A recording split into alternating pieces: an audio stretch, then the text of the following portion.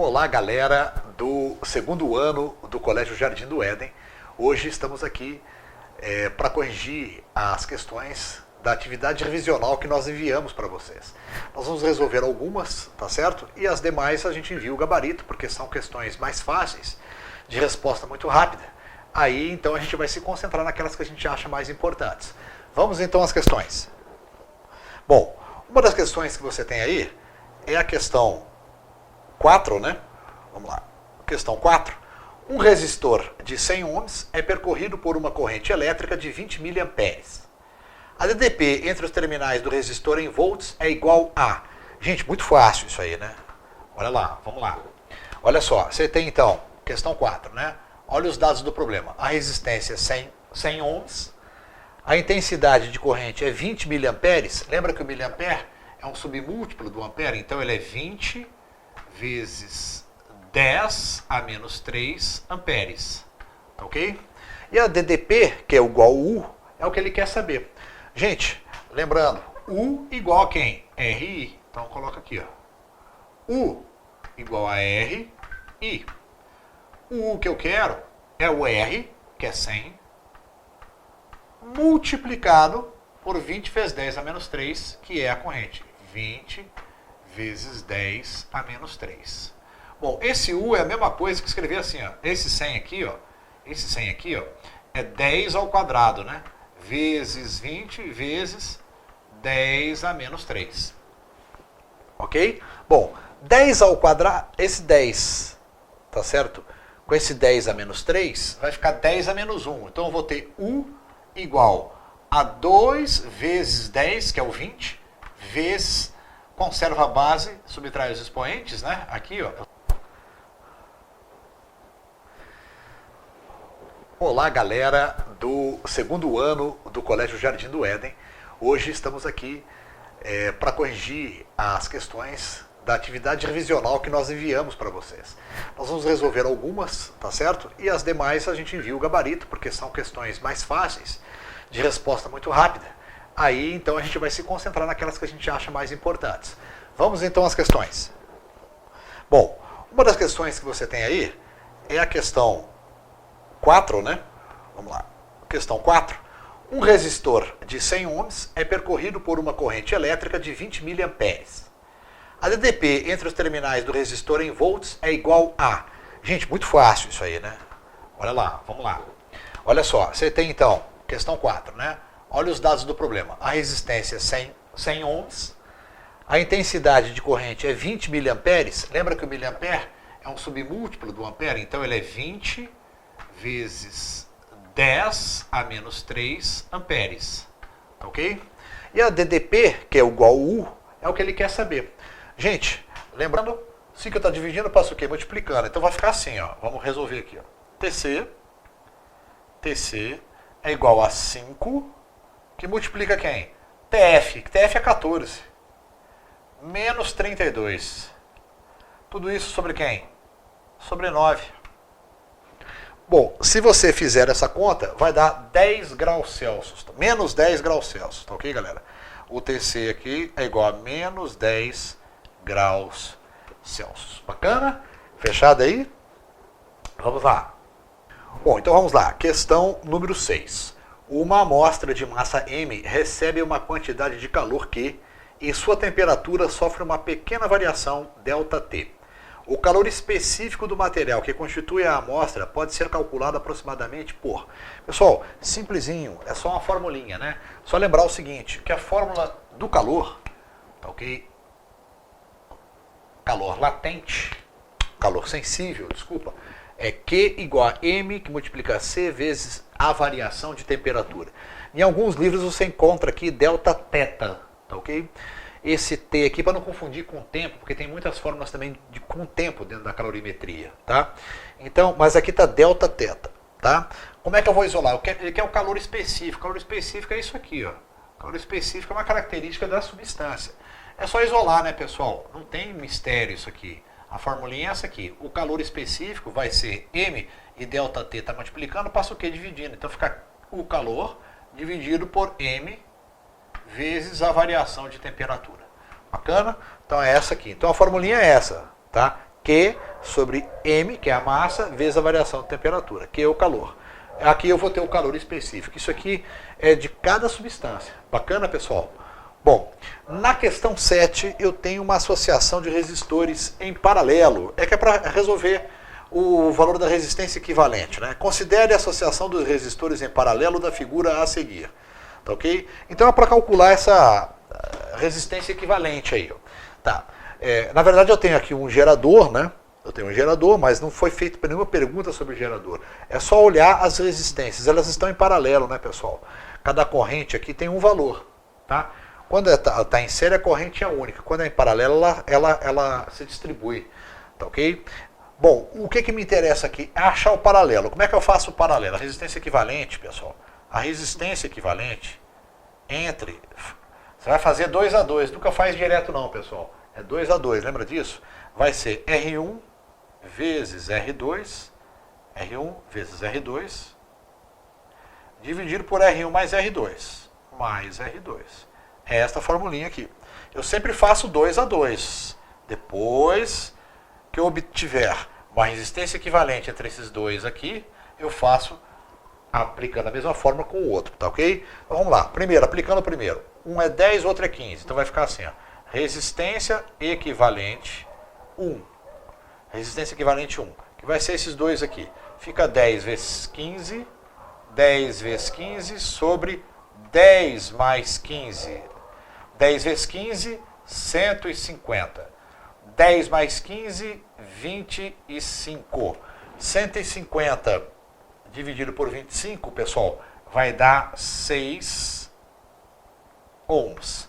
Esta é a minha resistência equivalente entre essas duas associações em paralelo. Agora, como aqui tem uma resistência de 6 ohms, isto é, 10 e 15 em paralelo equivale a 6 ohms, agora eu faço com a de 12, tá ok? Então a resistência equivalente 2 vai ser o 6 vezes 12 dividido por 6 mais 12. 6 vezes 12, pessoal, dá 72. E 6 mais 12, pessoal, vai dar 18. 72 dividido por 18, pessoal, dá 4 ohms. Então, na realidade, o que eu tenho aqui, eu tenho uma resistência equivalente em paralelo de 4 ohms, tá ok? Quando eu associo esses 3 resistores em paralelo. Bacana? Anotou? Ok, vamos à questão 9. No circuito abaixo, um gerador tem força eletromotriz 8 volts, com resistência interna de 1 ohm. Está ligado a um resistor de 3 ohms. Determine a DDP entre os terminais A e B do gerador e o rendimento do gerador. Bom, galera, então a primeira coisa que eu vou fazer aqui neste problema é verificar qual é a resistência equivalente desse problema. A resistência equivalente, basta verificar que esses resistores estão em série, portanto basta somar. A resistência equivalente será 1 mais 3, que dá o quê? 4 ohms. A resistência equivalente aqui é 4 ohms. Beleza? Agora eu posso calcular a corrente utilizando a seguinte regra. A força eletromotriz, multiplicado pela resistência equivalente do sistema, vezes a corrente, tem essa relação. Tá ok? Então, eu escrevo que a corrente vai ser a força eletromotriz dividido pela resistência equivalente. Tá ok? A resistência equivalente. Então, a força eletromotriz minha é 8. A resistência equivalente é 4. Portanto, eu tenho uma corrente, uma intensidade de corrente de 2 amperes passando aqui. Ok? Pronto. Agora é o seguinte, eu posso calcular a DDP entre os terminais A e B, porque eu já descobri qual é a corrente aqui. Ó. A equação do gerador aqui, nesta parte, vai ser o seguinte, ó, U entre A e B é igual a força eletromotriz menos a resistência interna, multiplicado pela corrente que passa, que é 2 amperes, ok? Bom, o E é quanto? O E é 8. O E é 8 menos. Qual é a resistência interna do gerador? É 1. 1 vezes a intensidade de corrente, que é 2. 8 menos 2, pessoal, vai dar 6 volts. Aí, então tá bom, passa 6 volts. Então tá bom, a letra A está resolvida. A letra A. Tá ok? A letra A está resolvida. Agora, qual é a letra B? Ele quer o rendimento. Pessoal, o rendimento do gerador é a razão entre a força eletromotriz, ok? E a sua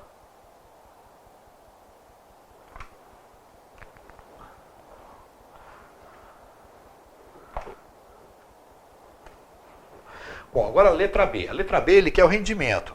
Pessoal, o rendimento do gerador é dado pela sua tensão dividido pela força eletromotriz aqui, tá ok? A tensão foi dada é 6, a força eletromotriz é 8. 6 por 8 dá 0,75, galera, 0,75. Eu posso converter isso aqui em porcentagem. Então, eu posso dizer que o rendimento do gerador é de 75%. Tá bacana? Então, daí, resolvido um probleminha aí de eletrodinâmica envolvendo geradores. Vamos lá, questão 10.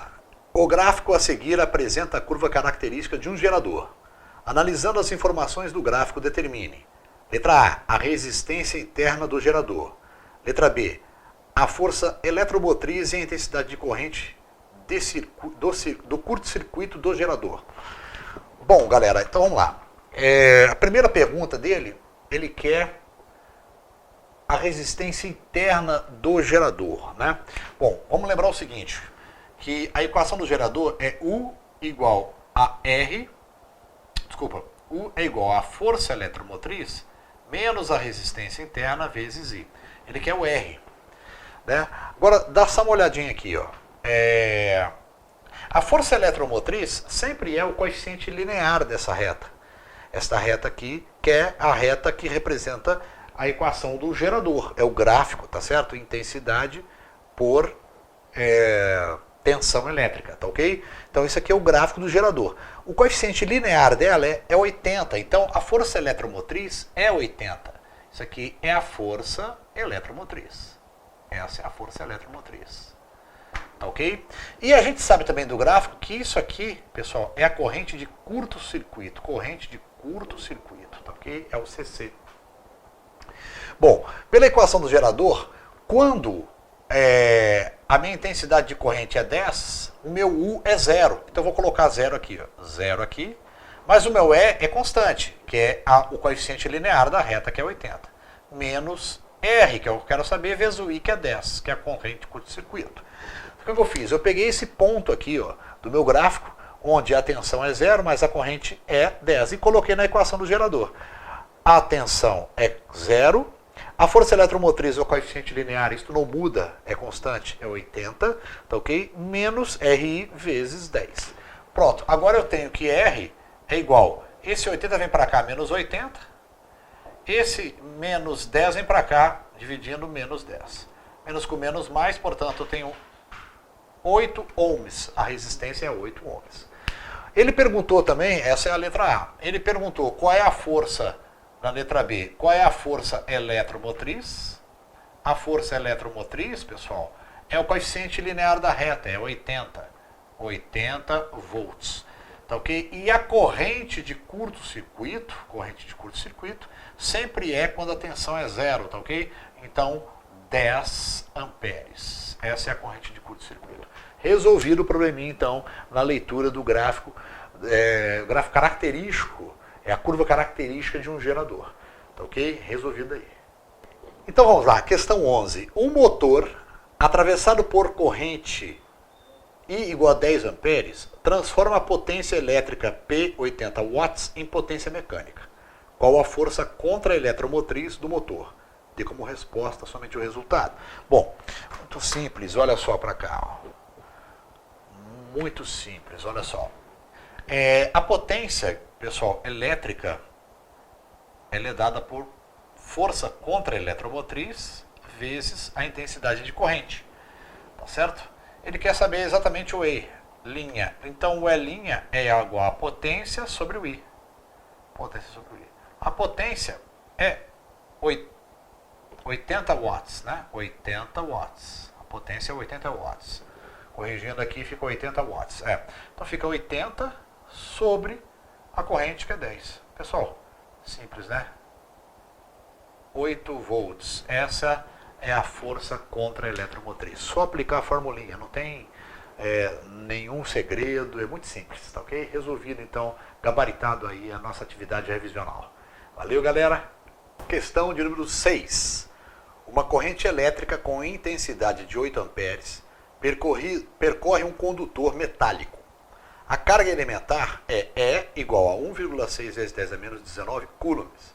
Determine o tipo e o número de partículas carregadas que atravessam uma seção transversal desse condutor por segundo. Bom, galera, então vamos lá. Vamos aos dados do problema. Então eu tenho um fio condutor, tá certo? Atravessado por uma corrente elétrica, questão 6. Questão 6. Atravessado por uma corrente elétrica de intensidade 8 amperes. Ok? A carga elementar ele forneceu é 1,6 vezes 10 a menos 19 coulombs. Essa é aquela carga, né, que cada partícula eletrizada da natureza possui. Tá ok? Bom, o tempo dado, ele quer saber qual é o número de partículas que atravessa a seção transversal de um condutor no tempo igual a 1 segundo. 1 segundo.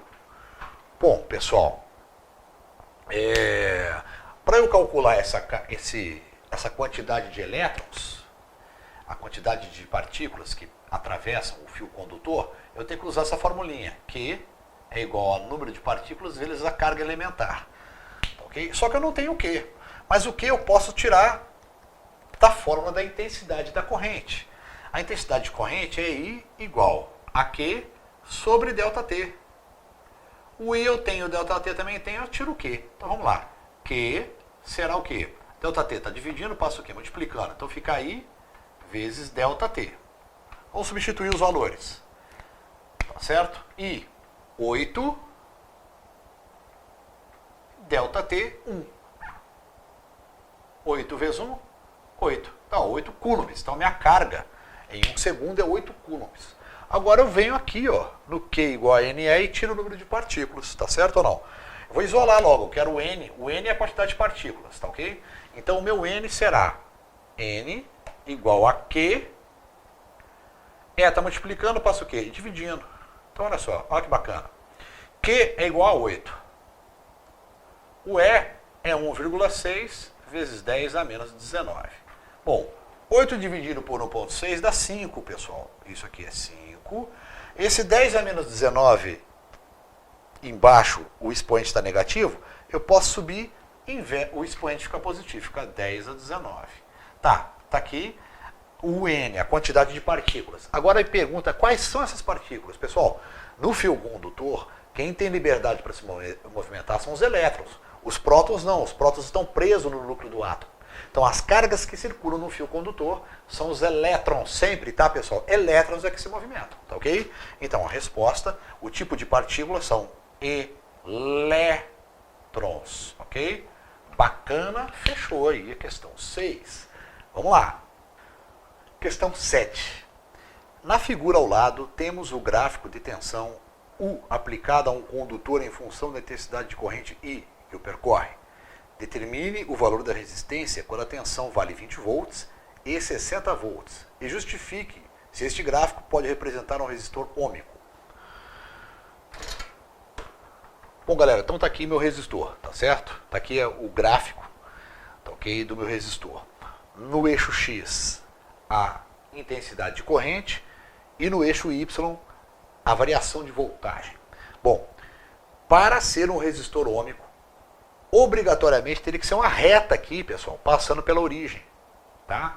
Porque a primeira lei de Ohm, ela diz o seguinte, que o resistor será constante em toda a variação do gráfico, isto é, quanto maior a intensidade, maior a voltagem, mas a resistência permanece o quê? Constante. Portanto, para ser ôhmico, ele teria que ter uma reta crescente passando pela origem. Aqui isso não acontece, aqui é uma curva.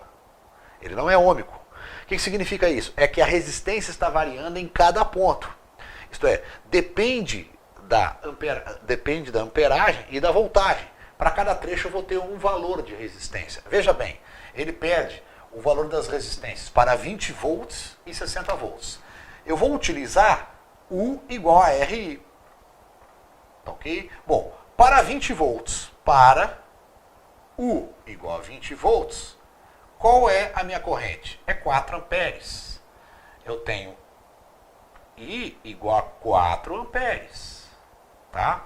Portanto, se eu quero saber a resistência, o I está multiplicando, passa o quê? Dividindo. Então é só fazer U por I, para eu saber qual é a resistência. Tá certo? Então a resistência é U por I. Quem é U? 20. Quem é o I? 4. 20 por 4, pessoal. 5 ohms. Então está aqui a resistência para 20 volts. A minha corrente é 4. Eu tenho o valor da resistência, 5 amperes. 5 ohms, perdão. Pronto. Agora, 20 para 60 volts. Para U igual a 60 volts. Para U igual a 60 volts, se eu olhar no gráfico, a minha corrente é 6. Então, I igual a 6 amperes. Para eu calcular a resistência, mesma coisa. U dividido por I. Quem é o U? 60. Dividido por I, que é 6. 60 por 6, pessoal? 10. 10 o quê? Ohms. Então tá aí. As respectivas resistências em função das respectivas intensidades de correntes e tensões, tá certo? Lembrando, para ser resistor ôhmico, quando você bater o olho no gráfico, eixo X, intensidade de corrente, eixo Y, voltagem, tem que ser uma reta crescente passando pela origem. Caso contrário, não é ôhmico, ok?